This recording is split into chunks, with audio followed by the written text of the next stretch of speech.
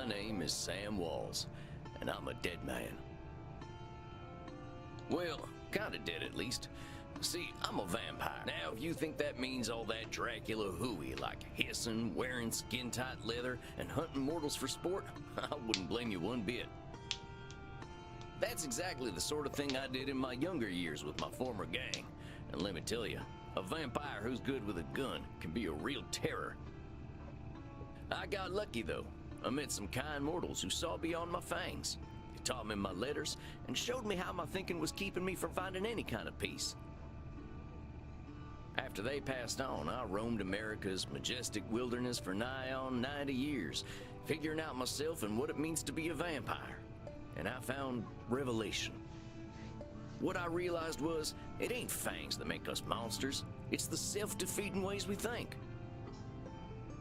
Anywho, as the world started getting smaller, my old vampire gang tracked me down. Them being my kin, I wanted to help them see the world like I did, but they still have the same monster mindset I used to have. Good thing I'm a quick draw. But I got hooked up with this newfangled internet thing and found a vampire who's helping my kin find their way. A fella named Andromachos, supposed to be 3,000 years old. He invited me to come out to Europe to learn from him.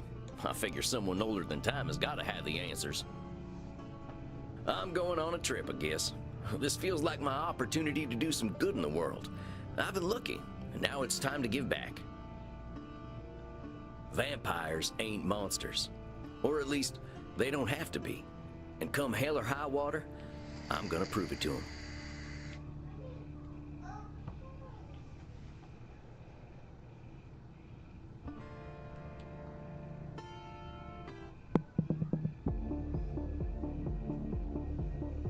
Well, I think this is the address. Number 27, Clean Flitter Mouse Streeb? Sure is a hell of a lot of ruckus for this time of night. People stay up late here. Wait a minute. These folk are vampires. Better watch myself. Guten Abend, folks. Sprechen Sie English? Ja, hello, Alta. Are you here to party with us at the hottest club? Well, what's so special about this club? Immernacht is the greatest club aller Zeiten. The owner makes sure everyone has a good time.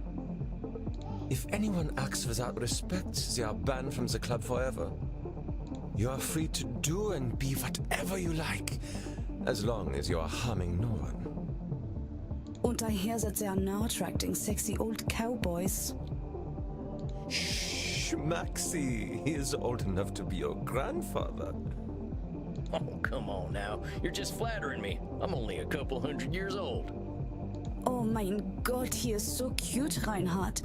Can I keep him? I don't think what I'm wearing will fit the dress code. The cowboy look is total sexy, but you will get a bit sweaty. I hope we will all get a bit sweaty. Good thing we run a little on the cold side, huh? Don't worry, my Liebling. We make each other warm. Reinhard, stop. Don't scare the American. I want to do that. Maxi, Liebchen, you're so naughty tonight. No, you are the naughty one. Oh, I definitely ain't an American no more. I'm looking for Andromachos. You mean the club owner? Ja, that is why we are here. If you're lucky, he will invite us to the private party at the end of the night. Well, what happens there? I think maybe it is too kinky for Americans to hear. I can cut loose. What kind of party is this? The kind where we dance all night and get sexy. Oh, here are them kind of vampires. Ach so, there are better things to suck than blood, oder? Although we have to get past the bouncer first. If we do not, I'm thinking our night is ruined. Oh, wait a sec. There's something about what she just said. I can feel it. It reminds me of one of my revelations about the funny patterns in the way we vampires think.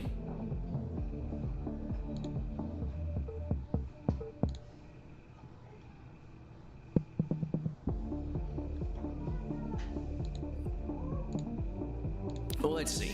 One type of thinking I noticed I called hot branding. That's when we brand ourselves with names we can't get rid of. There's high noon mind. That's when we treat a situation like it's a do or die showdown. And there's saloon thinking. That's when we act either helpless or invincible, like we've just drunk a pint of moonshine. I can always check my journal if I need examples. I kept all my notes about the funny ways we vampires think in there. I think I know which one of them funny ways they're thinking in, though. Hold on, compadres. You seem like the kind who can make their own fun. I don't want to have my own fun. Immernacht is the only place to be on Friday night.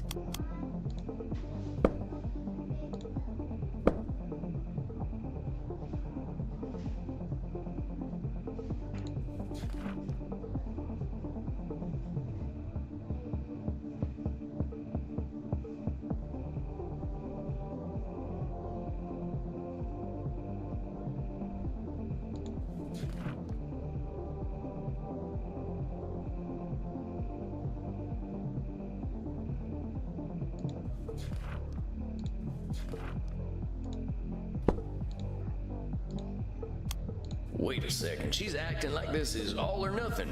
Maybe I ought to check my journal. I don't want to have my own fun. Immernacht is the only place to be on Friday night. Wait a second, she's acting like... Maybe I ought to check my journal. I don't want to have my own... Amigos, you're putting too much weight on this thing. It's a nightclub, not a high noon showdown. The night's full of possibilities. Reinhardt, I don't know what this means, but I like the way the sexy American talks. You make us think that maybe it is better we haven't gotten into the club, because we are now meeting you. Hey, if meeting me makes your night better, I'm glad we met. I really gotta find Andromachos, though. You have to get past the bouncer. He decides who gets in and who doesn't. And he hasn't looked our way all night. Maybe I'll have a little word with him. Excuse me, friend. I hear you're the man to talk to around these parts. I'm here to see Andromachos. Have fun, mate. Hey, thanks, amigo. You have yourself a fine night, you hear? Cowboy, what about...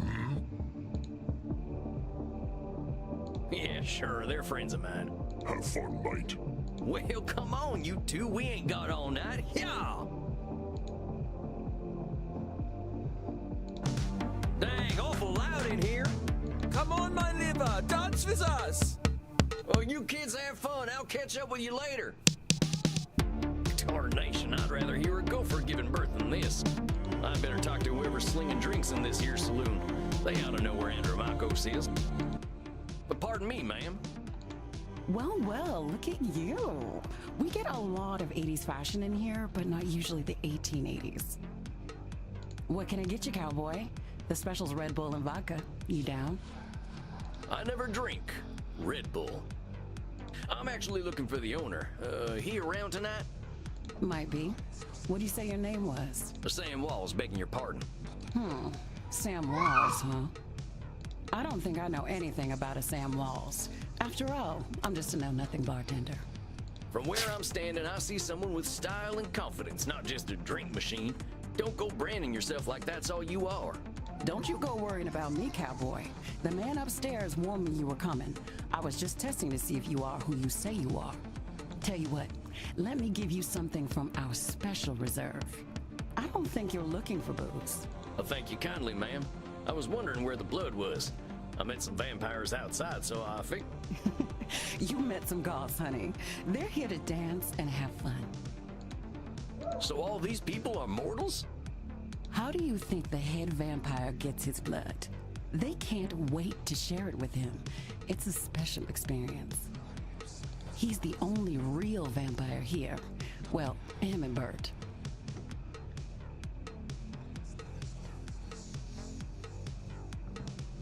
Bert? You met him already. Bert, shuffle on over here.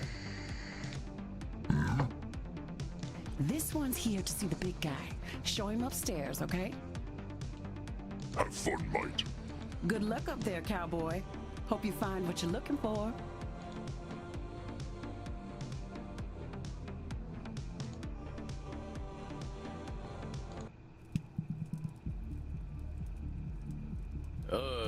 Howdy. It's Sam Walls to see you, sir. The guy who's been sending you all them V-mails. Yes, I know who you are, Samuel Walls. You have come here because you believe you can help our kin. The question is, are you first able to help yourself? I've been fixing myself for more than a century now. I don't think I need help. Then you must prepare to learn a most difficult lesson. We all need help, Samuel. I am pleased that you have come to receive mine. Dang, you scared the heck out of me. You must allow an ancient vampire his games. He will play them regardless. Please, sit down. What an absolute pleasure it is to meet you at last. I found your messages most intriguing. Afraid there ain't much here in the way of intrigue. I'm just a lonesome cowboy looking for answers. You know, I receive emails every day from vampires seeking my help. You are the very first to seek my aid in helping others. This alone makes you intriguing. Well, dang. I think you're gonna be sorely disappointed when you get to talking to me. I'm just honored you're giving me the time of night. I have unlimited time, Samuel. I am pleased to share some of it with you. Our kind can be rather set in their ways. It is inspiring to see someone so young and eager to learn. Yeah, well, I wasn't much for learning when I was alive. Just making up for lost time, I guess. It sounds as though you have been handling your own life better than most. I was particularly intrigued by these revelations you had while walking in nature. Oh yeah, them. Well, I give walking the credit. Nothing sorts my thoughts out better. After a few decades, I started seeing patterns in the way we vampires think. Can you explain some of these patterns? I've tried to explain them to other vampires, but it ain't never gone well. I can try, though. See, we tend to assume certain things just because we've been believing them since we were alive. Or we decide the world's against us just because we're hungry or tired or something. And when we start tackling problems that ain't real, we ain't fixing our real problems. That make any kind of sense? Fascinating, Samuel. These revelations that you had in the woods, mortal psychologists have a term for them. They are called cognitive distortions. Cognitive whoozy what now? Cognitive distortions. They are exactly as you described them. I will explain in a moment. Please, tell me about these specific revelations you had. Well, I noticed how we stress ourselves out by making everything a battle of do-or-die absolutes. High noon mind, I call it. Like that feeling you get right before a big shootout. I must confess I have no experience with this feeling. I engaged in mortal combat long before the age of gunpowder. But the sentiment you describe mirrors the words of my old friend Marcus Aurelius. He used to say that the magnitude of life's challenges often turn us into our worst selves. You mean Marcus Aurelius, the Roman emperor? Of course, his name was Marcus. Marcus was a bedroom name. You mean you and the emperor were... It was ancient Rome. Penetration was similar to a handshake.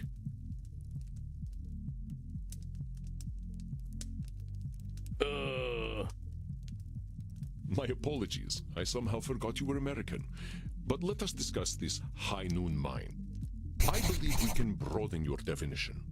Mortal psychologists call this phenomenon of binary thought polarized thinking, but I like to call it Nosferatu thinking. Nosferatu thinking? It means you are thinking in black and white. I get it. That's pretty funny. I believe it encompasses the breadth of the distortion. One is not flatly weak or strong, good or evil, smart or stupid, a success or a failure. The truth, not every high noon gunfight ends in oblivion, correct? Yeah, that's true. Getting shot still ain't fun, but it ain't the end neither. A perfect example, Samuel. Now, try to catch me using Nosferatu thinking. I will give you a series of statements, and one of them will contain Nosferatu thinking. I will repeat them if you miss it. If I do not drink blood, I will surely die. Is that Nosferatu thinking? No, Samuel. In this case, I am not arguing with reality. If we do not drink blood, we die. Let us continue. Death eventually comes for us all. Mortals will always fear our kind.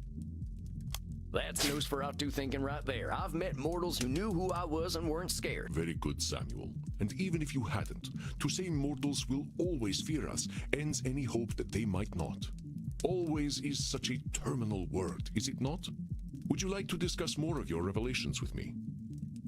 I realize that as vampires, we can get the feeling of the power that comes with immortality and strength, but then we get hopeless and aimless over time. It's kind of like the fella you see in the saloon at the bottom of a bottle of whiskey. Either he thinks he can fight everyone, or he's crying into them last drops because he thinks life's hopeless. It's saloon thinking. Two extremes that probably ain't true. A fascinating observation, Samuel.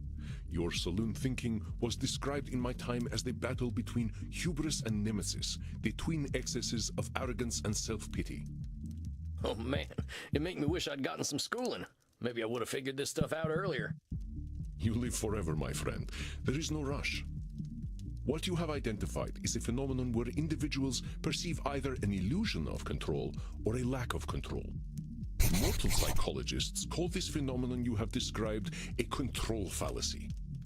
Rarely do we have complete power over our situations or no power at all. But we create this illusion that stops us from attempting to change our perceived situations. Yeah, you're right about that.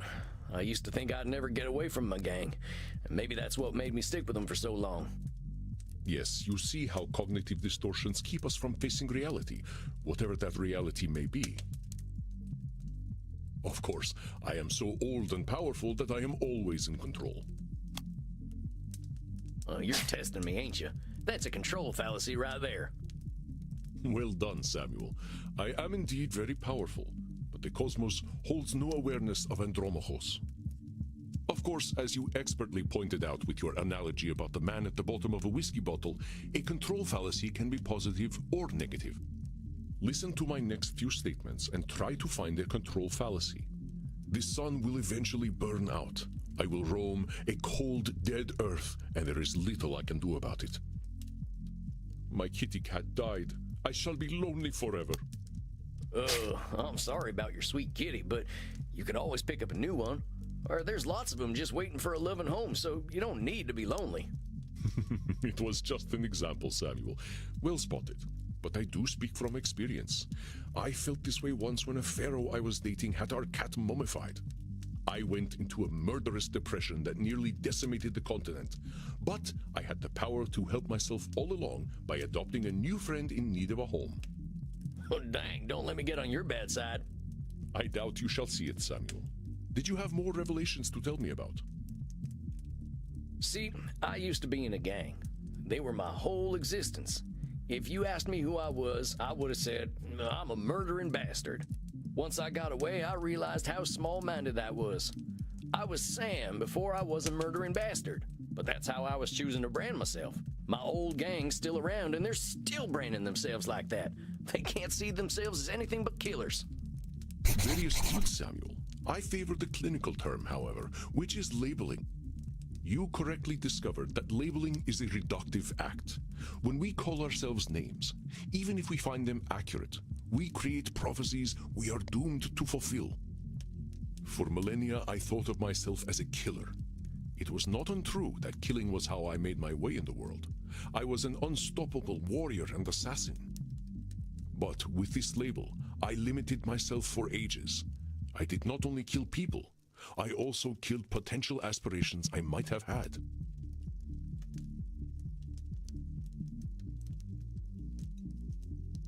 See whether you can catch me doing some labeling in my next few statements.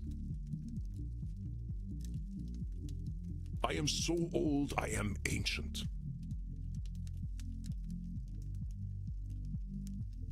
Call me whatever you like, but don't call me late for dinner. How shall I describe myself? Yes, I am a mass murderer. Well, that's about as clear a labeling as it gets. Yeah, we vampires tend to do a lot of killing, but reducing ourselves to killers ain't doing us any favors. Excellent, Samuel. You are correct. Labels can be cages that we lock ourselves in. I was a mere murderer for most of my existence because that is how I labeled myself. Yeah, I did the same thing. Sam Walls, the murderer, reprobate, and good for nothing. Those are not how I would describe the Sam Walls I see before me. Did you have more revelations to tell me about? I think that's all of them. Or at least the ones that were the most obvious to me. That you recognize the concept of cognitive distortions at all is most impressive, Samuel. What took me nearly 3 millennia to understand took you merely 2 centuries. Oh, come on, you're just flattering me. I'm just a dope stumbling his way through one life. Are you now? Tell me, Samuel, what kind of cognitive distortion are you exhibiting when you call yourself a dope? Yeah, I'm doing some labeling. I gotta watch myself, huh? As long as we retain any humanity, we will have cognitive distortions. What we are aiming for is not to become perfect beings, but to understand and accept ourselves. As long as we can recognize cognitive distortions, we can address our real challenges. One cannot drink blood from a straw man, after all. Huh. I ain't never heard that one before, but I like it. If it helps solidify the concept in your mind, then I am well satisfied. I know you came to learn from me, so I will do my best to honor your good intentions. Let us ensure that you understand the concepts of labeling, control fallacies, and Nosferatu thinking. I will give you a series of statements, and each one will contain a cognitive distortion for you to identify. I will begin. If I invite over my vampire friends, I know I'm going to have to deal with guano all over the place when they turn into bats at the end of the night. Well, that ain't right. He's acting powerless, like a man clinging to the whiskey bottle. What Andromachos say? If I invite over my... That there's a control fallacy, sir. You're acting like you've got no control, but you could lay down some ground rules for guests, or some newspaper. Or express concern to my friends that they have not been toilet trained. Very good, Samuel. Let me try another. I am Andromachos, the ancient darkness, the scourge of the Mediterranean, the mortal's bane. Well, that's definitely some intense labeling. Those are some hard names to get over. You are not wrong. Those names followed me for millennia. It was most stifling. Let me try another then. If my club's revenues do not significantly increase, I will end up living on the street. That there's got to be Nosferatu thinking. There's a huge space between making a ton of profit and living on the street. Indeed, you are correct. I run my club at a considerable loss, but 3,000 years of banking interest means that money is not really an object to me anyway. Samuel, now I am not only intrigued by you, but also impressed. I would very much like to teach you my ways, but I must demand something of you first. Anything. I'm here to learn. You must receive therapy yourself.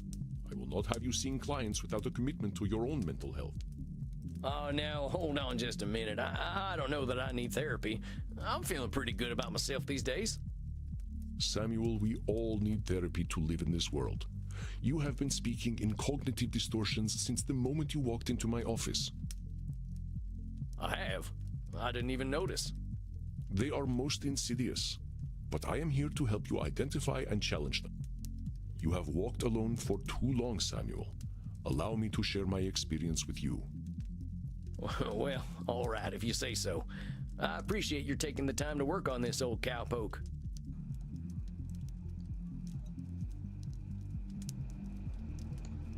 We have all the time in the world, Samuel. But for now, you must be eager for something fresh. Please, dance, drink your fill. We will begin tomorrow. Okay, then. Well, sir, it's been an honor. You don't have to call me sir, you know.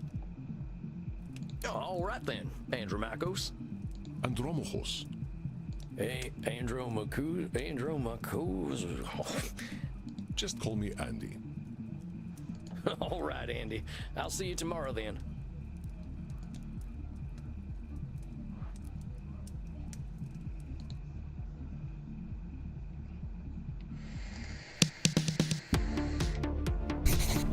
Dang, look at all them mortals, sweating, blood pumping.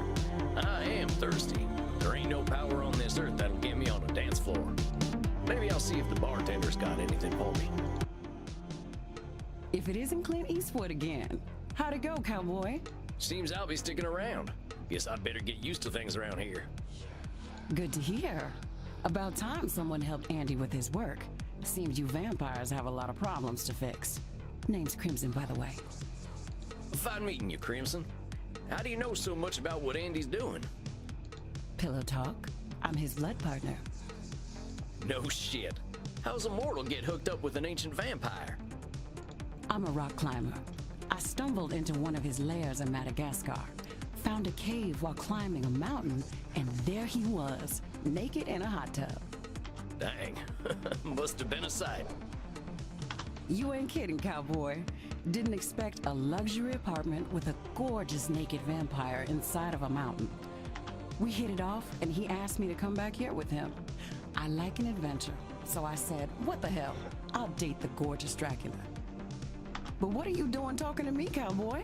The blood's running hot on the dance floor, and these kids don't mind a little biting. Ain't no way I'm dancing. There's gotta be a better way to get something fresh to drink. Reinhard, look. It's the sexy old guy again. You should buy us a drink, old guy. You'll probably get lucky. Actually, you will definitely get lucky. Pleasures of the flesh ain't exactly what I'm after tonight. That's because you haven't experienced these pleasures with us yet. Buy us a drink and you will discover great satisfaction by uns.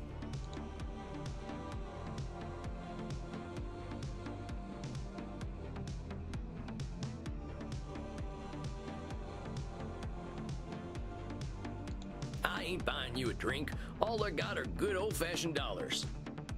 I like American money. All we have on our money are buildings. You have us the sexy old men. All right, I'll buy it. Which of them old men are sexy? I like Hamilton. His posture is just so powerful. There is a dollar coin that has Eisenhower's face on it. Oh, you are right. Eisenhower is, how do you Americans say, a snack? I get it. You like older men. On Steam, I was looking through for just like random visual novels and whatnot to play, since I'm gonna try to start doing more of those. And this one popped up and it looked kind of interesting from the trailer, so meh. Oh, don't be concerned because of the horny German people. I ain't buying you a drink. You ain't exactly my type. Oh, we don't want to marry you. We just want to have fun with you. Why concern? You kids are too much.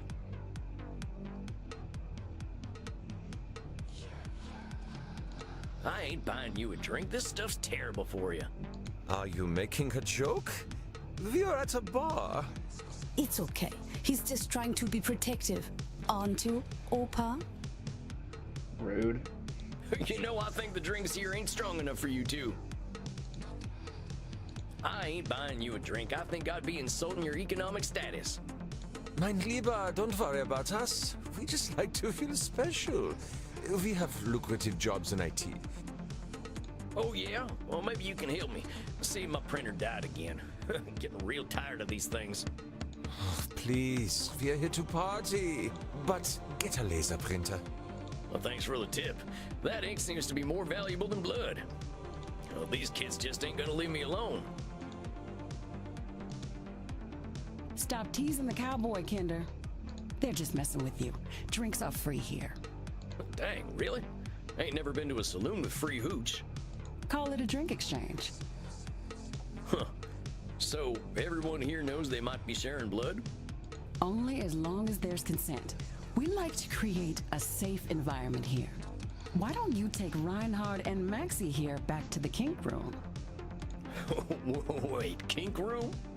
Mm-hmm.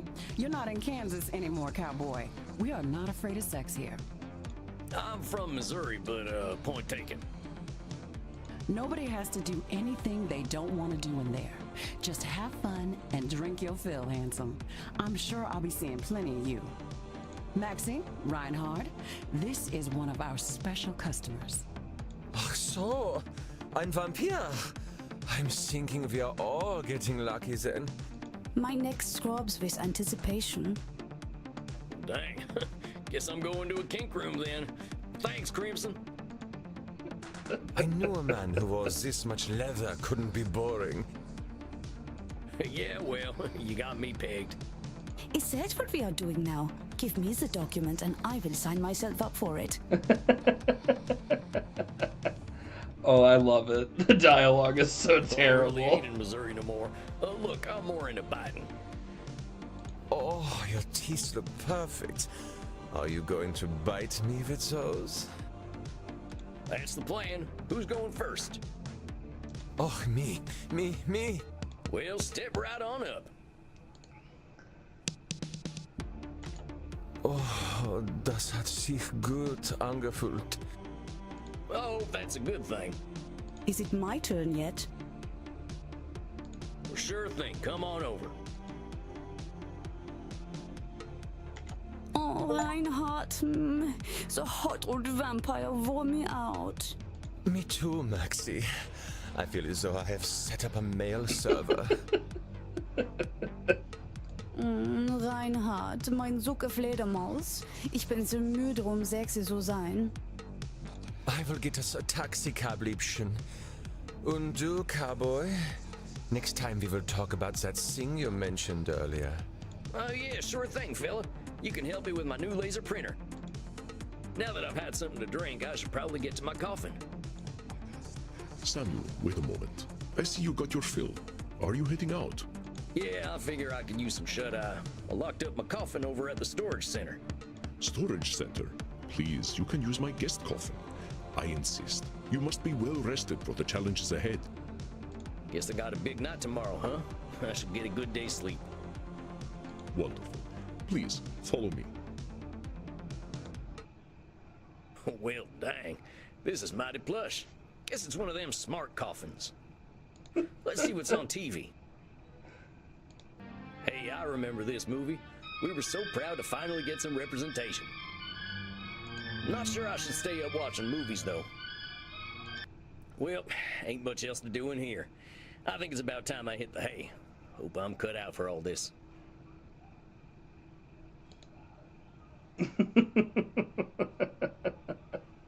I don't think we're supposed to be turned on by vampires. Samuel, good evening. I hope you slept well. Like the dead, as they say. I was hoping to save you some breakfast, but I've already sent them on their way. Oh, that's all right. I'm still pretty full from last night. Them goth types were practically throwing themselves at me. I am not surprised. Perhaps I should be concerned that some of my guests will follow you home. Well, gosh, if I still had mortal circulation, I'd be blushing. Why are you so embarrassed, Samuel? Ah, hell. Guess we should just save it for therapy, huh? We gonna get started now? If you like. Why not? I'm eager to get going. Let loose, Doc. Very well. Let's start with the first question any therapist asks then. What brought you to me? Why is becoming a therapist so important to you? Well, gosh, I remember what it was like. Being all angry, hungry, and scared all the time. It ain't no way to live. When I see vampires acting the way I used to, I just need to show them there's more to unlife. And why is that up to you? You, of all people, know how lost our kind can be. Preying on the weak, dating mortal high schoolers. I've got to make them see their potential. That's what I'm here for. I know it. That is a lot of responsibility to place on yourself. You got a funny look in your eye.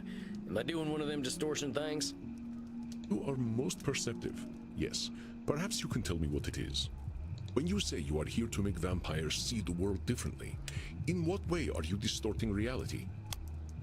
Well, I guess that's a control fallacy, right? I can't assume I'll be able to help other vampires the way I was helped. Very good, Samuel. Control fallacies are hard to avoid when one feels strongly about something. Your fate is not to transform every vampire you ever meet, even those who are your clients. You will do what you can do, and that is enough. But I am eager to learn how you developed this desire to help our kin find a different way of thinking. Well, like I told you when I first V-mailed you, I was a real nasty son of a bitch when I first became a vampire. When I look back and see what a no-account piece of shit I was, I ain't nothing but embarrassed. It all seems pretty stupid to me now. Here we are living forever and all we can do is kill? It's the dumbest thing I ever did here. I am going to stop you for a moment. Stupid, no-account piece of shit, nasty son of a bitch, dumbest thing. Do you hear the way you are talking about yourself? With respect, sir, I earned all them names. I killed women and children. Half the ghost towns out west are my doing. I didn't think of nobody but myself. Pretend you are my therapist. If I sat here and called myself a no-account piece of shit, what would you tell me? I'd say you were doing some labeling. And I guess I'd tell you to look at yourself a little more kindly. Extend the same compassion to yourself then, Samuel. How are you to move on from being a nasty son of a bitch if you are labeling yourself? If you wish to be a guide to other vampires, you must start with compassion for them and for yourself. So, now that you've gotten all that horrible name-calling out of the way, please tell me, how did you find your sense of purpose? Well, I was on the run, you see. The Wild West was ending and the Pinkertons were starting to get the better of my gang. No, I haven't eaten. Well, I mean, I kind of ate. I had some I went into chips. hiding and found a Well, strange group of folks out in the country. Cheez-Its. They knew I was an outlaw right away, but they didn't judge me for it. So, I kind of ate, but I'll eat more Cheez-Its. They didn't even care that I was a vampire. They welcomed me like a friend, even shared their blood with me. They taught me how to appreciate the beauty of the night, and I started seeing things I'd never noticed before. I will whenever I hit break time, which is in 20 minutes. Instead of being scared of them. I think about them every day of my own life. They somehow freed themselves of all the judgments of the time and were better off for it. These must have been the 19th century American transcendentalists, yes? Yes, sir. I'm glad I died when I did, because their like just don't exist no more. Once my community died out, I started walking. That was something else they taught me how to do. There ain't nothing like having a walk and a think. There's nothing wrong with snacks, by the way. I walked in nature for about 90 years, and just took in all the grace and beauty of my country. I guess I was kind of selfish, though. I should have been helping other vampires the way the Transcendentalists helped me. Why? Why waste 90 years walking when I should have been helping others? Seems pretty obvious to me. I could have done a lot of good in that time. But your should turns that which you could find fulfilling into a duty. You create an extrinsic motivator. Should statements, another cognitive distortion, something created by your own mind. Nature asks almost nothing of you. Even if your should comes from a place of good, it creates undue pressure. And what do we do once we are pressured? We resent the shoulds. We procrastinate. And as you know, we have a lot of time to procrastinate. You got that right. Why do today what you could do next century? Exactly. Should statements remove the intrinsic joy from that which you find fulfilling? Hold on, though. Ain't there some things we really should do? Of course, there are things we must do. But nature herself tells us what they are. We invent the rest. Here, listen closely. See whether you can find the should statement that is a distortion. I should go to the vampire dentist. You know what they say. If you have bad fangs, you get bad blood. I should drink blood today. I should take my blood partner Crimson out on a date. I should be wary of sexually transmitted diseases. Did you miss my should statement? I should go to the vampire dentist. You know what they say. That's the one. No one should go to a dentist. That is not true. We have to go to the dentist. Our teeth are important to us. How long has it been since you've seen a dentist, Samuel? No, not since the Civil War, and I'd rather keep it that way. We'll talk about that in another session. Let's try again. I should drink blood today. I should take my blood partner Crimson out on a date. Saying you should take Crimson out on a date is a should statement. You've turned something you want to do into something you have to do. That's right, Samuel. You know, I couldn't be more pleased with you. Your time in nature was clearly well spent. Well, thanks, I suppose. But if you don't mind my saying so, I hope you're treating that mortal lady right. Thank you. Please, ask her yourself. I imagine she would share her blood with you. You look like her type. Hold on. I've only been in Europe for a couple of days. I ain't gonna go after my teacher's girlfriend. She does what she wishes, and that is why I chose her as my blood partner. Samuel, even if it beats no longer, you have a good heart. I think you will be an excellent therapist. So far, that good heart of mine hasn't amounted to much, but I'm willing to give it my best shot. You are uncomfortable with praise, aren't you, Samuel? Every time I say something positive, you find a way to negate it. I just don't think I should be doing any bragging. I spent my first 50 years killing, spent the next 90 walking in the... I've tried to walk a better path since then, but I ain't no saint, Auntie. I did not say you were. Having met several so-called saints, I can attest that none of them were either. I understand your discomfort, Sam. I, too, have done terrible things that I cannot erase. But is erasing the good I have done worthwhile? Well, I guess when you put it like that, it sounds kind of silly. It's another cognitive distortion, one that mortal psychologists call disqualifying the positive. I understand that the actions of your past are difficult to bear, but what we are here to do is accept reality, with both its positive and negative aspects. I am not saying that you should disqualify your negative actions, but merely note when you disqualify the positive ones. Let us try an exercise. See whether you can challenge me when I disqualify my positive deeds. I am Andromachos, one of the most powerful vampires alive. Before I became the vampire I am now, I did exceptionally terrible things. Well, that's the one. Of course you done plenty of good stuff too. But I wasn't talking about the positive things I have done, Samuel. I have defiled the innocent. I have killed countless people. The good I now do pales in comparison to the evil I have done. That's the one. You're literally Joke's on you, disqualifying I the already positive am. by comparing it to the evil stuff you done. Well done, Samuel. I believe the recognition of this distortion will serve you well when you start to see clients tomorrow. Whoa, tomorrow? I only just started learning these here cognitive distortion things. I will, of course, be with you. You needn't worry. I can sense your instincts and will help you.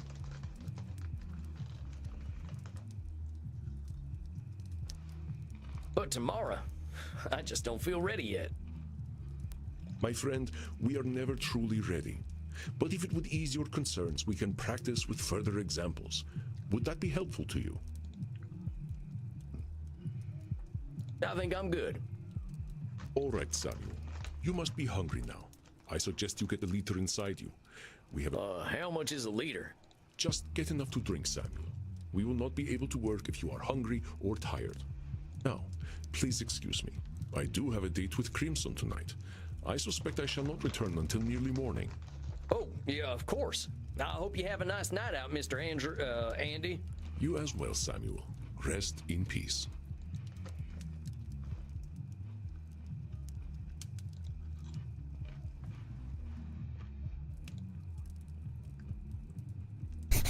Ah, Samuel, glad to see you are awake. Your first client is on his way. What, already? Look, Mr. Andy, sir, are you sure I'm ready for this? These are people's brains I'm messing with. Fear not, my friend. You are a powerful vampire in your own right. To be so young and have so much empathy is quite a gift. All you need to do is listen, and I know the truth will reveal itself to you.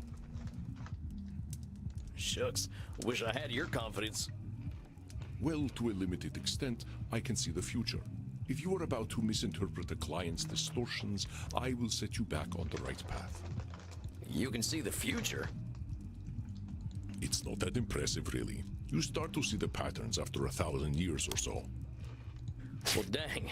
If seeing the future ain't impressive, that's gotta be a distortion. Disqualifying the positive. You barely require my aid as it is.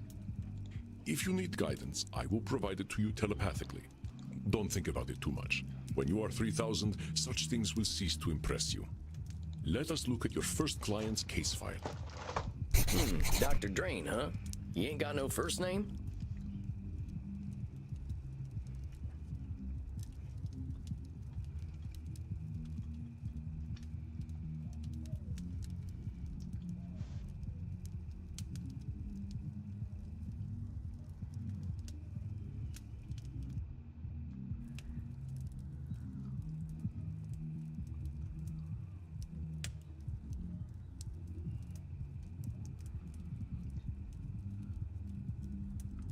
Many vampires go by one name. Families and titles seem to become more abstract after a certain age. Huh. So is it funny that he kept the title? Indeed, you catch on quickly, despite your habit of disqualifying the positive. I will let you work now. I shall be meditating in my coffin, but I will sense when you need my help. But Samuel, I know you can handle this. Be yourself, and all will be well. Satan bless it all, I hate flying! Hey there. God's blood, what on earth are you? My name's Sam. I'm the new therapist. Make yourself comfortable, Dr. Drain. And American as well. Good God. It's not enough for you lot to take over the world of the living. Even the halls of the dead aren't safe from you. Oh well, I suppose your lot are all into this touchy-feely stuff, aren't you? And ignorance, even American ignorance, is bliss, I suppose. Oh, sweet ignorance, how I do wish I knew thee. Damn it, how am I gonna work with this fella? I gotta ask Annie. Are you all right, Samuel? You gave me this fella as my first client? Why not?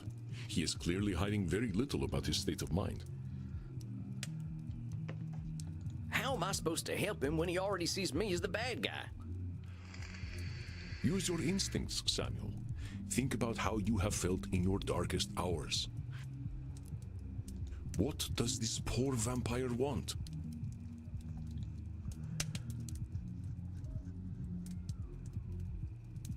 I think he just wants to complain. Perceptive, Samuel. He can hardly stop himself, can he? So, what, I just let him complain? Of course. Just give him a starting point to let it all out. It will make him feel better. Well, if you say so. Don't worry, Samuel. You are doing wonderfully. I will release your time now. Well, are you just going to sit there? I was just gonna ask how your trip here was. My trip? My trip was bloody wonderful. Until my familiar got a flat tire and I had to fly 30 kilometers here as a bat. I hate being a bat and I hate flying. Do you know an owl tried to eat me? Me, a creature that has lived for centuries, treated like common prey. I'm surprised he was even interested. You should see what an ugly little beastie I am when I transform. All I could do was screech and squeak until he went away. Well, I suppose I'm alive, in a manner of speaking anyway. You all right there, pal? Yes, I'm fine. Well, I'm not, of course. I wouldn't be here otherwise. But for the sake of conversational integrity, fine. I take it you've read my case file and know why I'm here? You're here for an addiction problem. Yes. Embarrassing, isn't it? What's to be embarrassed about? I remember when Ulysses S. Grant was president. Didn't seem to bother him.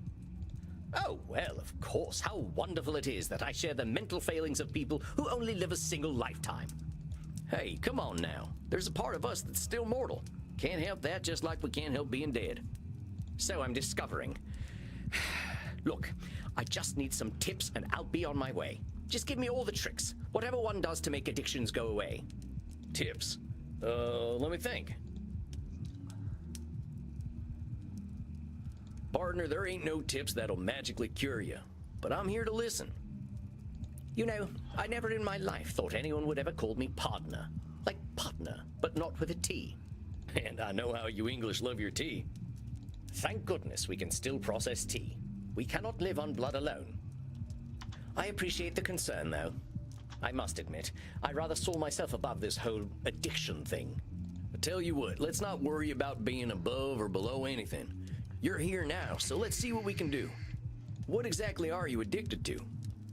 It's a form of plasma, a catalytic compound of my own design, a necessary component of my own scientific goals. You're losing me. Well, let me try to make it simple. I have been able to replicate and even alter the molecular patterns that vampiric erythrocyte surface receptors receive. Our unique physiology gives us an increased ligand affinity, which is how we are able to process blood the way that we do.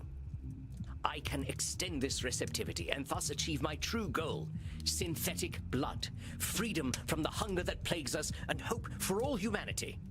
Well, dang, that sounds pretty impressive, Doc. Well, it doesn't work without a vampiric catalyst, and that is the plasma I am addicted to. Pathetic, isn't it? I have spent 400 years trying to steal the secret of blood, only to be engulfed by it, like Prometheus walking into a fireplace. Pathetic?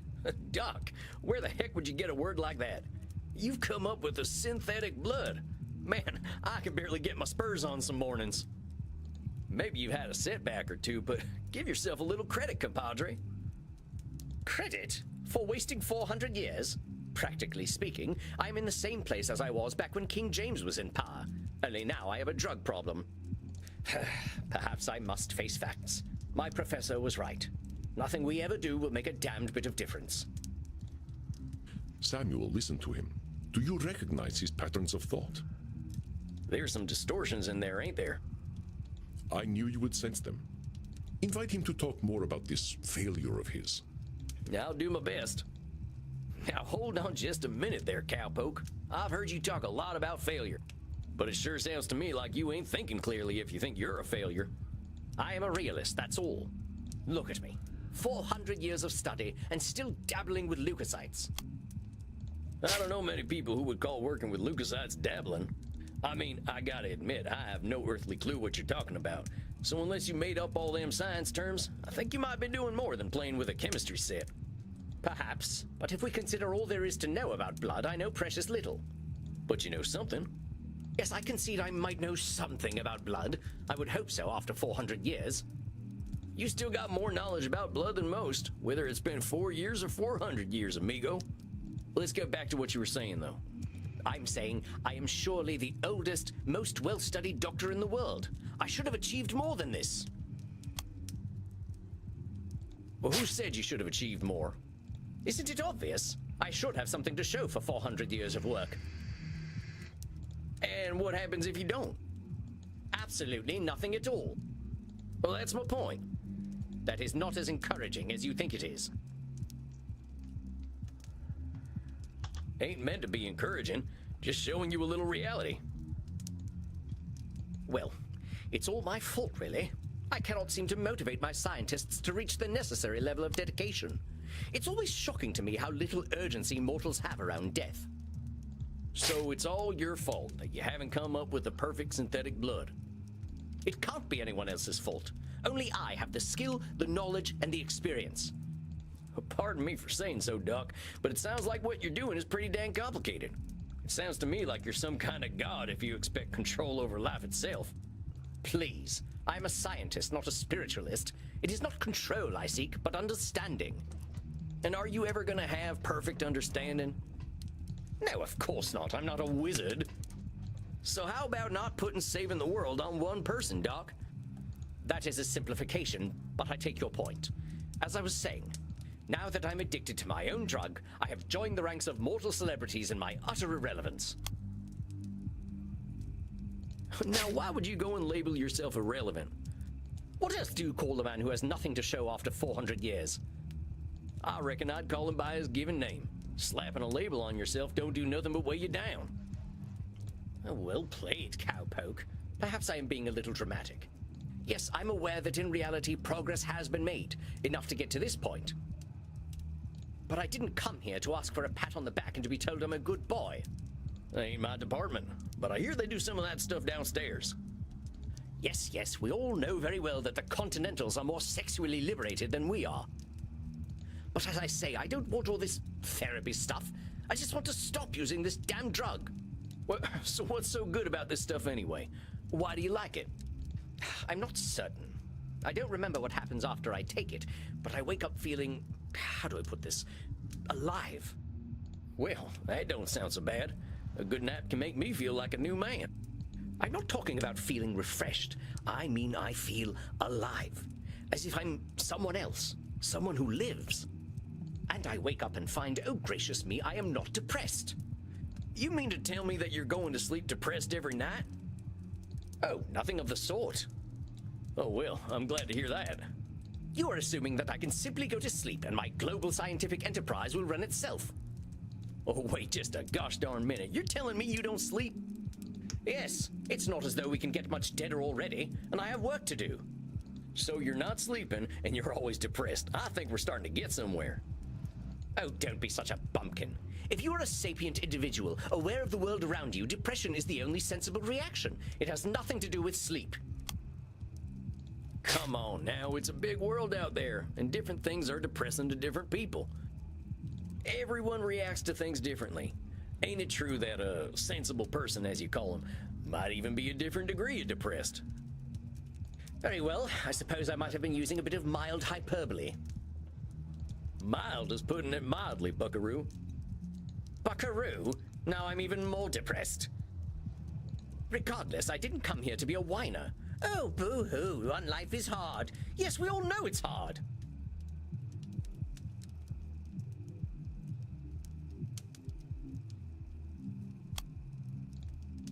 Dr. Drain is calling himself a whiner for being sad. Regardless, I know why'd you say coming and talking to me makes you a whiner? Is that not what I currently am?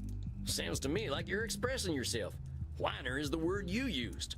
Yeah, if you want to call it whining, that's up to you. But that's entirely your label.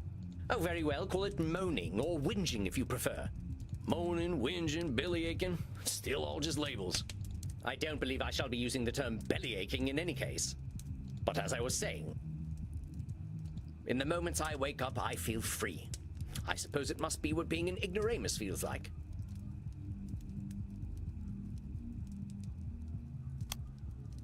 You honestly think feeling good makes you an ignoramus?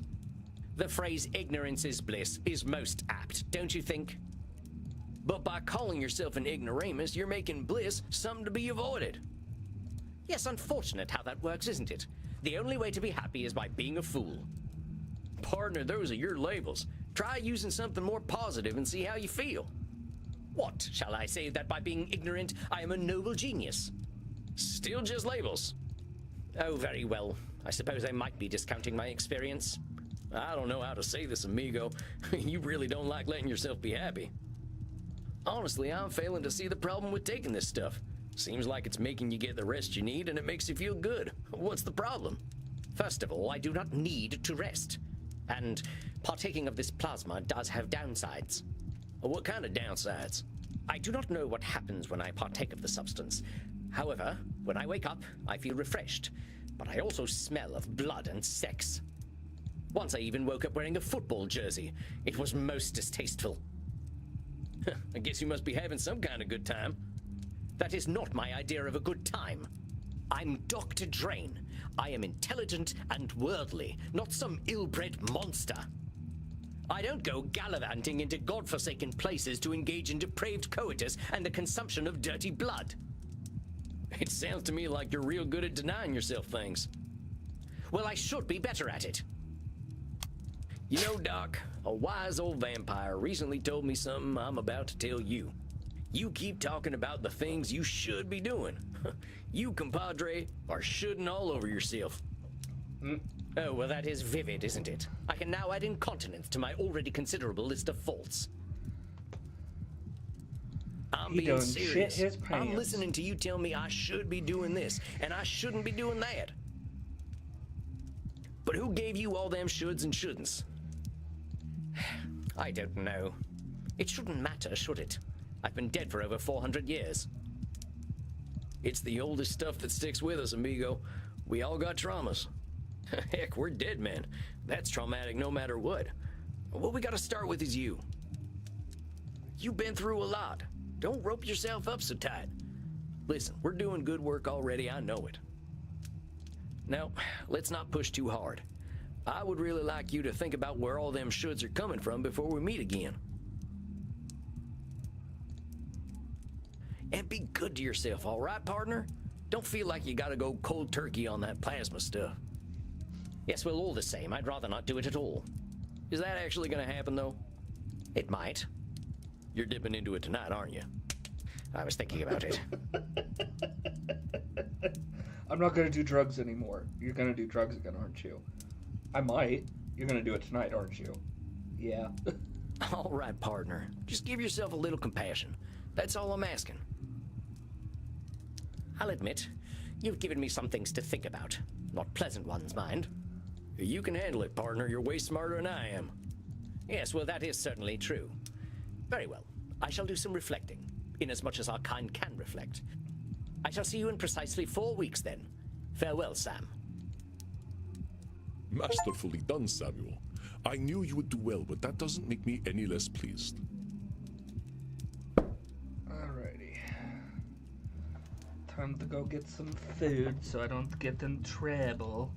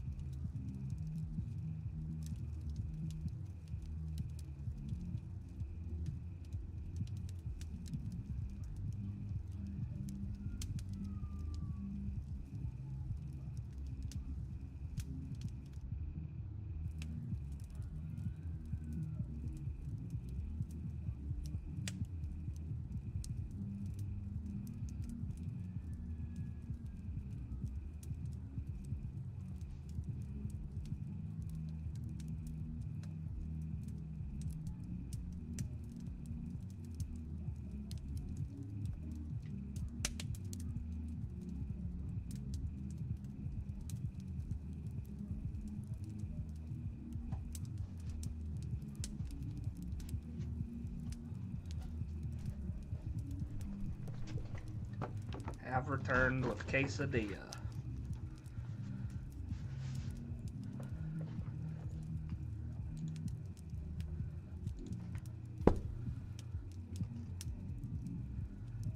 Well, that was a hell of a rush. That fella's holding on tighter than a holster to a gunslinger's hip. It felt real good to help him look at himself a little more kindly. Good, Samuel. Treasure this feeling. But also rest. Go downstairs, get something to drink, relax in your coffin. Next week you shall see a new client. I think they will be an interesting challenge for you. I bid you good evening, Samuel. Rest in peace. You too, Andy. Well, I guess it's time I got me some grub.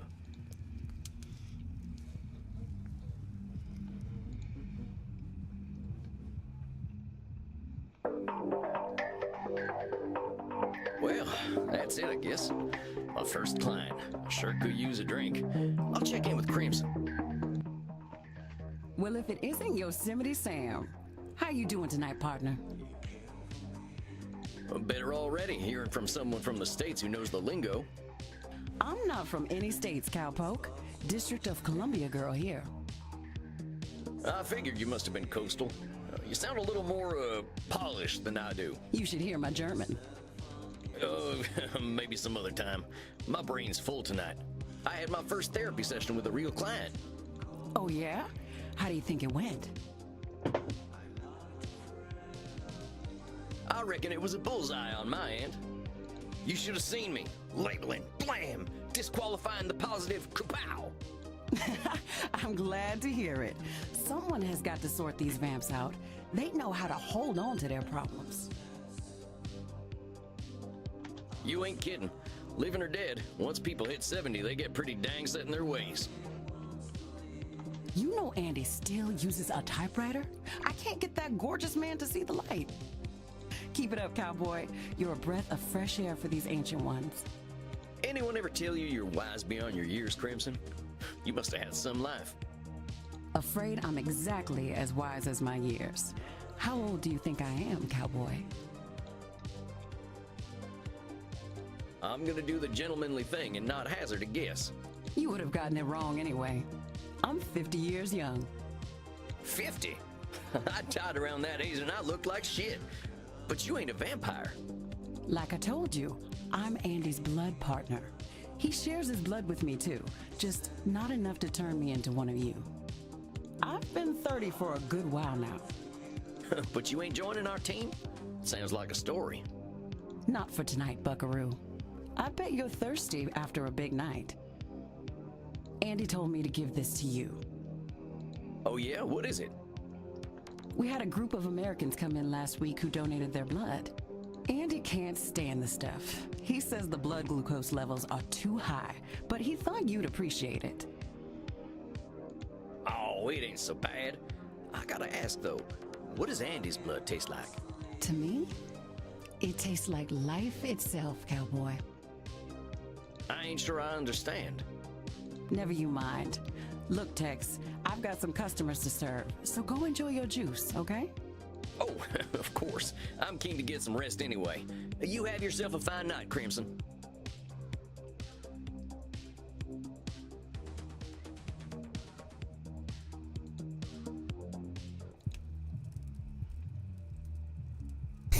There he is, my incredible protege. Come on now, I have no idea what I'm doing. Evidence stands against that reasoning, my friend. Do we need to talk about disqualifying the positive again? All right, I get it. I guess I've been muddling through okay. You've been doing wonderfully. I hope you are ready for a bit of a challenge tonight. Your next client has been known to be somewhat difficult. Here, look at her intake form. Isabella Deste. Dang, she's got some funny tasting hats.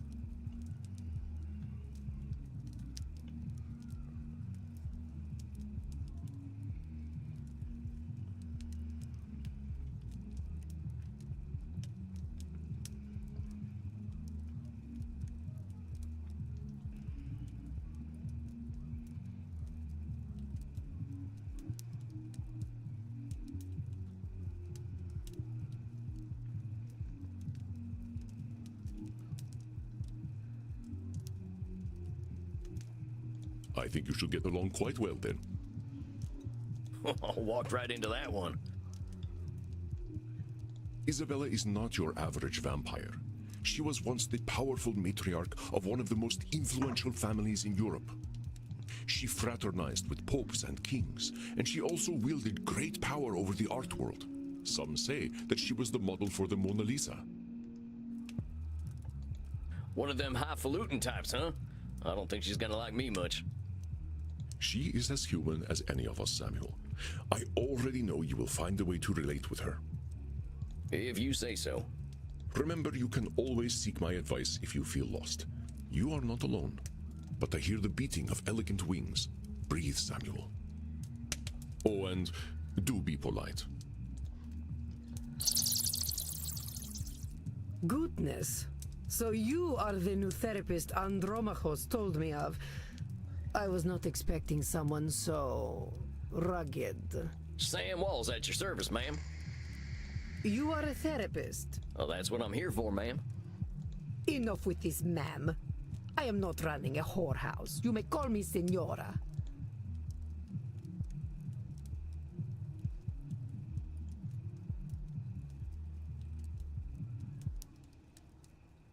All right, Senora.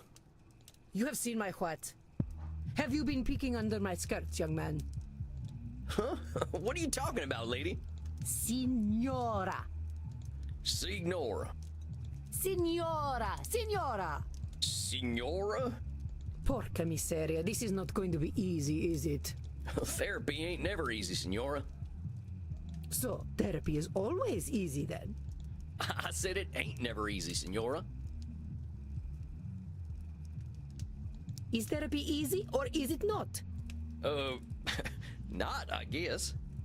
Oh, how are we to examine my inner demons if your own speech is so diabolical? You know what? Let's start over. Greetings and salutations, Senora. I am most honored to receive you in my humble office. Very well. I suppose it will do. I'm just here to help, Senora. It says here on your intake forms that you've been having A tough time. Indeed, yes, it has been a tough time. The realization that not only am I a corpse, but that I have been a useless corpse for nearly 400 years is a tough time. So what set off this feeling that you're a corpse? I saw a film at the cinema. Hey, I love the cinema.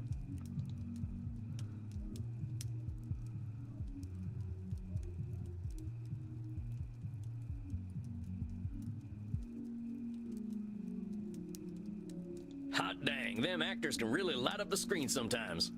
I'll admit, I'm pretty into the celebrity gossip scene. Who's hooking up with who, who's making waves. I can't get enough of it. A foolish obsession. One must appreciate art, not the artist. If common mortals knew what Caravaggio had done in his free time, they would burn every one of his paintings. They'd have to know who Caravaggio is first. Oh? Do you know who Caravaggio is? Maybe let's get back to talking about what it was you saw at the cinema. It was a most terrible film, one that shook me to my core. The pain of it lingers with me still 5 years later. Well, movies can be pretty powerful. Heck, I remember seeing one of the first films. There was a train coming right for the audience. We thought we were dead for sure. This film was not powerful, it was meaningless. It said nothing, did nothing, less than nothing, as loudly and garishly as possible. And the audience, fools that they were, cheered, applauded this desecration of the mind. I hate this film with all my being, for it has done the cruelest thing. It has revealed the dark truth. This life that I cling to has no purpose. Dang, what the heck was this movie? Space Wars. Rise of the Spacewalker. Wait a minute. Space Wars, the big science fiction franchise? Yes, I believe it is important to understand modern media diets. But that's the movie that gave you your personal crisis? Mind your tone. Do not think me a fool. I know it was not high art. But the money it made, it would make even the Pope blush. This stinking trash. This is what the people want. You see, I understand now. My attempts to Star infuse art garbage. with Rise of the meaning Star were Whore. pointless. All that I am, all that I ever was. Once, Not a I fan of the new elevated 3. art, and all the world benefited. Why have I lost my power to elevate art now? It was I all for watched them, nothing. 'cause What good was completionist, guiding and Da I enjoy Vinci the when Star they sell the Wars Mona Lisa franchise, on but- beer coasters? I have my opinions. It should not be so. Art should have meaning, purpose. Beauty should expose truth. You're saying art should have You meaning meh, and meh, purpose. But does all art need You those telling me you things? liked the new 3? What is the purpose of creation otherwise? How about if I just like doodling? Ain't that a good enough reason to draw? It is a pointless reason. Or maybe I want to do something pointless. All I'm saying is that I don't have the same shoulds you do. That's fair. Perhaps you should. But I don't. I'm gonna do what I'm gonna do.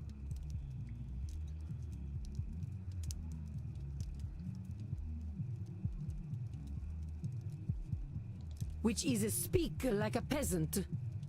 Heck, that's what I am, Senora. Ain't nothing gonna change that reality. Let's get back to what you were saying. But it seems I am just a dead woman. A walking corpse who is not worth listening to. I should walk into the sun.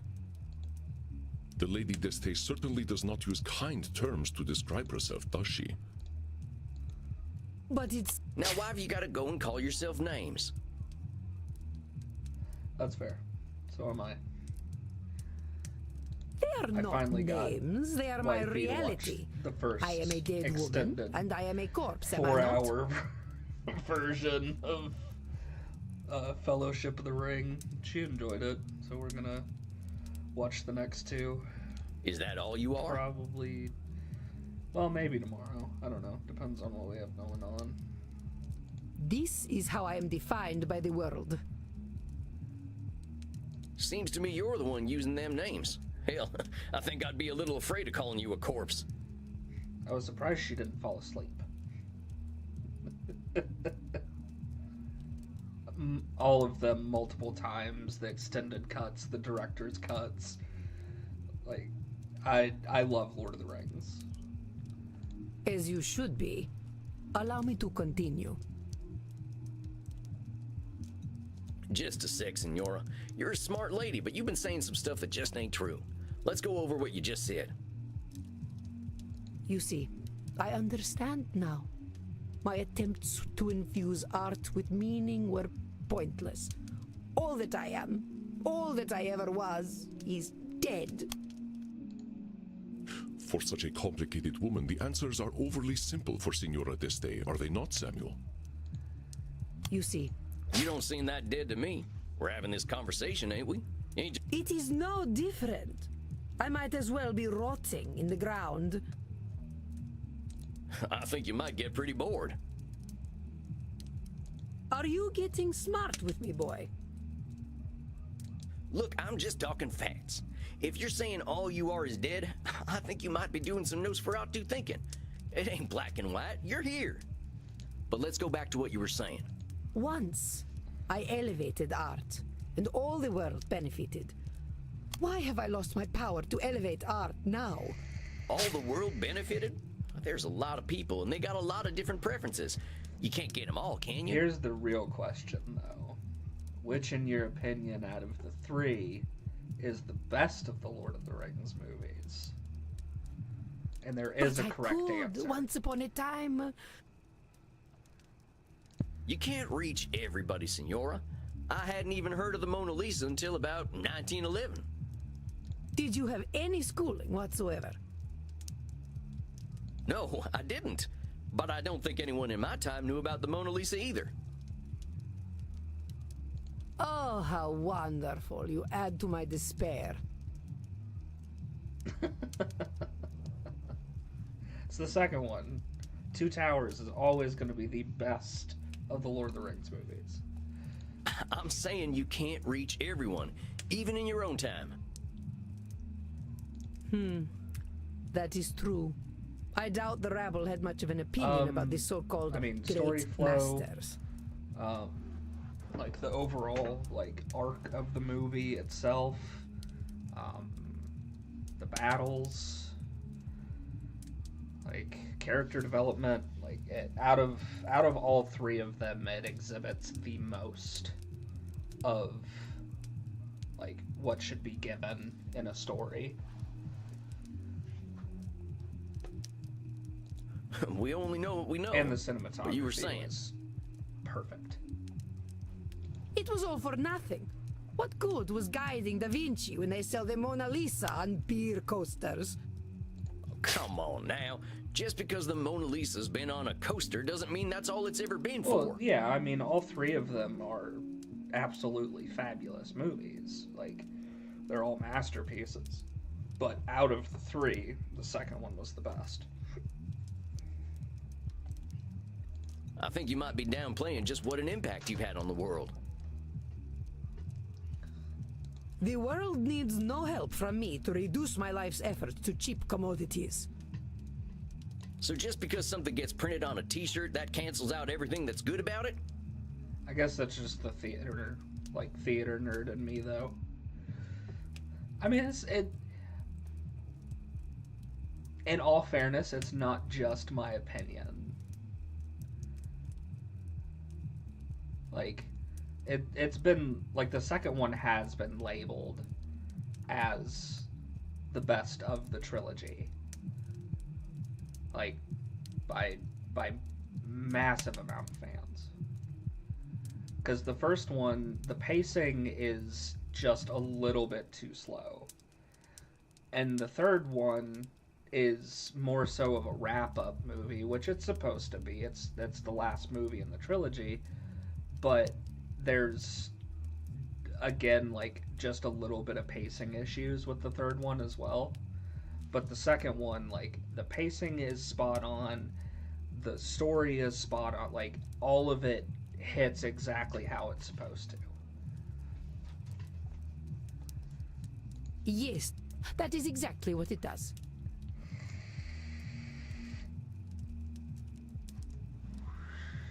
You can doubt all you want, but I'm not the only, like, cinephile who has And labeled I was good at disqualifying the second positive. Lord of the Rings as the best of the Lord of the Rings movies.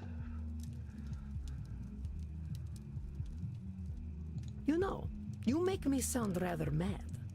Like an old woman railing at the world, Well, of course it's all screaming into the opinion. void, all to no purpose. But, like, from technical aspects, like, if you're going just purely based on, like, the aspects of what makes a movie good, like how the cinematography is done, how the story is done, the directing, like, all of it, the second one is the best.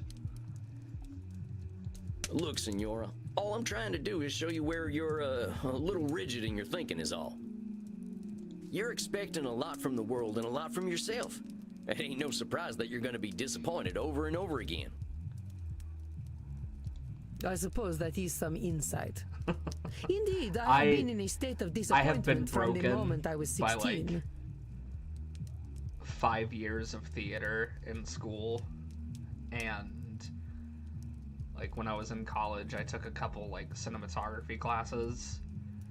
So I've been broken to movies to where it's like I can watch them to enjoy them, but I analyze them way too much.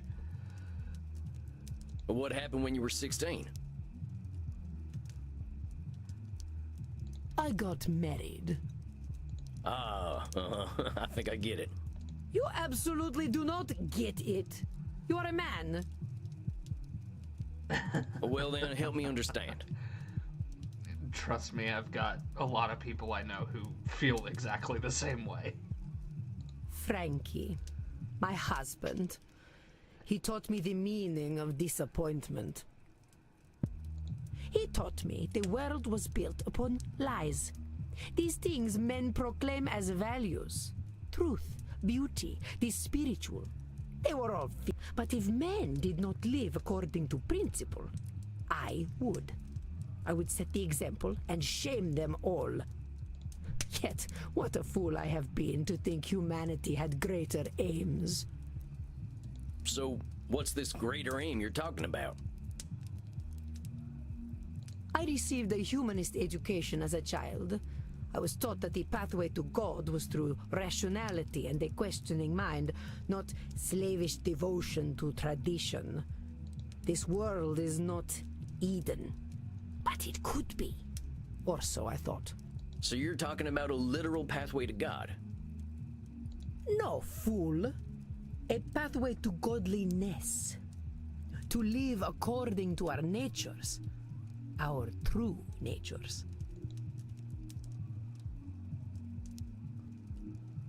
You mean being vampires? Come now, boy. Nothing could be further from natural. All this foolish hissing and copulation and blood drinking does not bring us closer to God. But it does give us more time to find the path. Well, talk to me about this pathway to God. How do you reckon we find this path? I reckon nothing. I've always known that we can find our way back to God by fulfilling our human potential to be the greatest souls possible. So what happens if we don't become the greatest souls possible? Then godliness is denied to us, as it should be. So either we ascend or we're nothing, huh? I am glad to hear you are not as foolish as you look. Oh, let's be honest, Senor. Plain folks like me ain't got aspirations of being as good as Jesus Christ. Ain't he supposed to be a forgiving sort anyway? Let's just get back to what you were saying. I have always known we must master ourselves and our baser instincts. Virtue must triumph over vice. You've been around a while, Senora. In all that time, when have we mastered ourselves and our baser instincts? Not a single day. Men especially have no bottom to their depravity. All right, fair enough. So us fellas have disappointed you every day for a few hundred years, right? Ain't that proof that nothing you do is gonna change that? An evil thought, Mr. Sam Walls, but true, I concede. We're in agreement then. It's a little bit of a control fallacy to think that's gonna change because of you. Let's keep going. I have always known that the earthly lives we lead are disgusting, and only war and death can come of them. I have always known the people have become fat and lazy, and living within the Garden of Eden is impossible in such a state. I have always known we should act with dignity if we would take our place at God's side once more. These things here you've always known. I gotta challenge them, Senora. Let's talk about what you just said.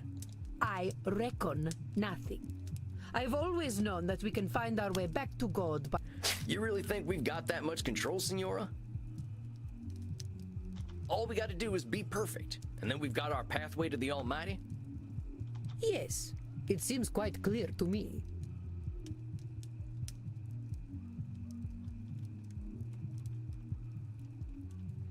Senora, if that's how it is, it ain't no wonder you ain't forgiving yourself or anyone for the slightest mistakes. I would ask myself if anyone really has that much control. But keep talking. I have always known we must master ourselves and our baser instincts. Virtue must triumph over vice.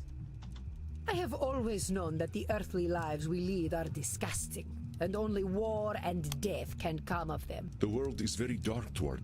I have always known that the earthly lives we lead... The world is very dark toward, dear Senora, is it not, Samuel? I did not know. I have always... Hold up just a sec there, cowpoke. You really think all we can do is so... I do not poke cows. Come on, Senora. You've been alive to see what? 15, 20 billion people? You really saying death and destruction is all each and every one of them ever amounted to? Well, perhaps not individually, but as an immortal, I look at the greater arc of history. Well, most of us ain't looking to contribute to the greater arc of history, but that don't mean life's pointless.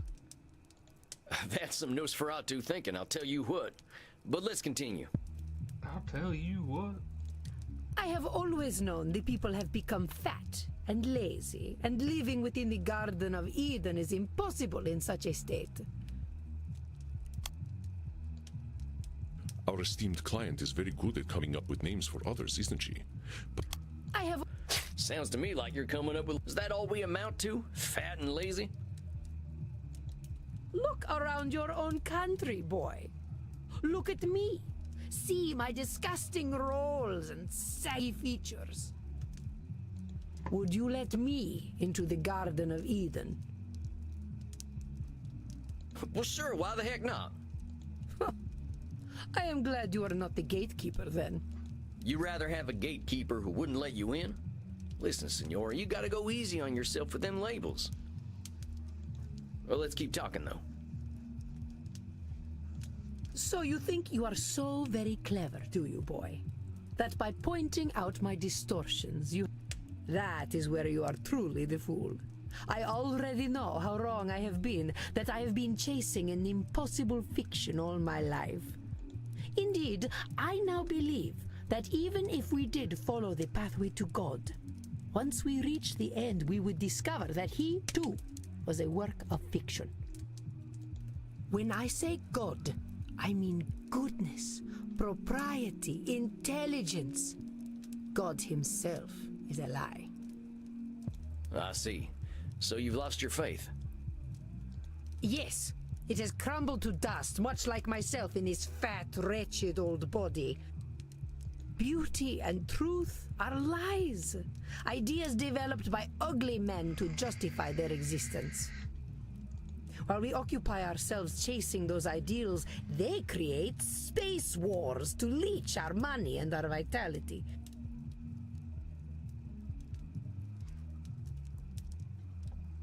And to think they call me judgmental while they created the false ideal to judge against. You don't think I'm judgmental, do you, boy?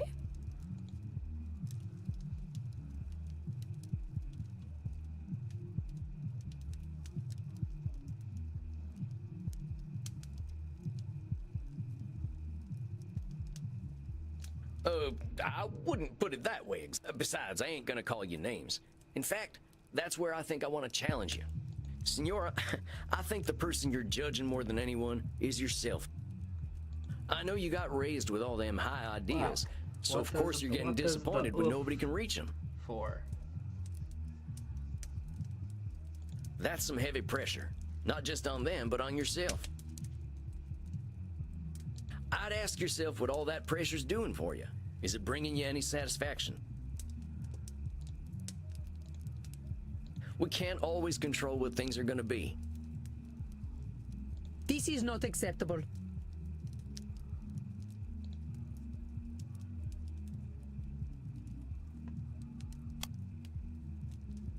I got some bad news for you, Senora. None of us really has the power to change the world on our own. Not even a clever lady like yourself. I suggest we start working on ways of helping you find a way to accept the world for what it is. But the world is base and unworthy. Remember that term I told you about? Nosferatu thinking? You're gonna strip all the color out of the world if you keep doing that. The world's a lot more than just base and unworthy. Nosferatu thinking. I am not used to having my own thoughts thrown back at me. Well, that's why you're here, ain't it? I ain't gonna help you change the world, Senora. All I can do is help you find some other perspectives. I suppose there is a certain simpleton's wisdom in the way you speak. Thanks, I guess. Very well, boy. I will consider what you have said. Yes, indeed, Senora. Ugh. Please learn to speak properly by then. well done, Samuel. I believe you handled Senora Deste quite well. You kidding? That lady straight up hates my guts. Samuel, if Isabella d'Este hated your guts, she would not be shy about telling you so. That I believe. Older we get, the harder it is to gain a different perspective. Have patience. We are not all as wise as Samuel Walls. Guess it's just that simpleton's wisdom, as the Signora called it. Do not adopt her labels, Samuel. I will not stand for it. I know she was a challenge, but you rose to it as I knew you would. I think you deserve a night of hard drinking. What do you say? You don't need to tell me twice. All right, Andy. I'll see you later then. Indeed, Samuel. Enjoy yourself. Excellent work tonight. Rest in peace.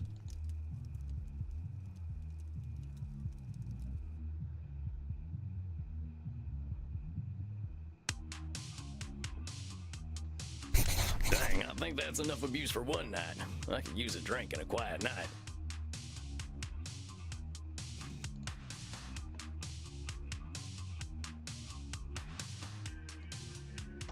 Hey, cowboy. Why the long face?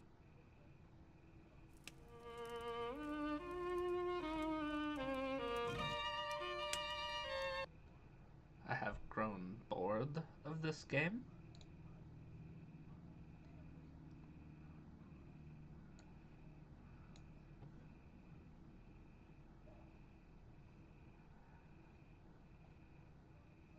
This is very railroaded. It's not bad, but it is railroaded.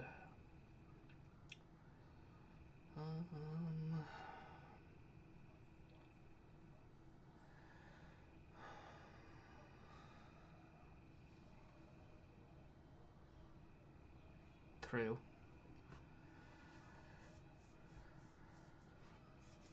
True it has.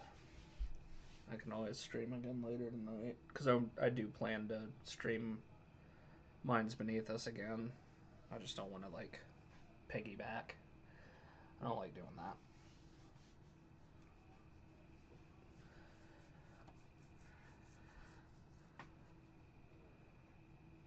Do not like doing the piggybacking.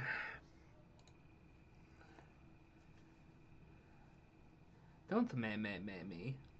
I'll fight you.